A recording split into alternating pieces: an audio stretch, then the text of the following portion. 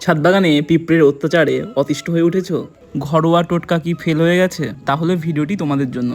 যে কোনো ধরনের পিঁপড়েকে মারতে সক্ষম এই সিপ্রা ডাস্ট। এটা ডাস্টেবল পাউডার, গুলে ব্যবহার করা যায় না। এক্সপায়ারি ডেট ক্যাপিটালিজমের একটা পার্ট। দাম মাত্র 25 টাকা। যে জায়গাগুলোতে পিঁপড়ে আছে তার উপরে ছড়িয়ে দেবো। এবার মিলিবাগের ডিম চুরি করে খাওয়া বেরিয়ে যাবে। সাইপারমেথ্রিন গ্রুপের লিকুইড পেস্টিসাইডও তোমরা ব্যবহার করতে পারো, তবে তার থেকে সিপ্রা ডাস্ট ভালো কাজ করে। পিঁপড়ে গাছের জন্য তেমন ক্ষতিকর নয়, তবে মিলিবাগকে এক গাছ থেকে অন্য গাছে ছড়িয়ে দেয়। তখন আমাদের মাথা ব্যথার কারণ হয়ে দাঁড়ায়। পাপ কাজ সম্পন্ন হোক, ততক্ষণে আমরা আপডেট দেখি। দেখো নতুন সেটআপে এসে কিরকম ফুল দিতে শুরু করেছে।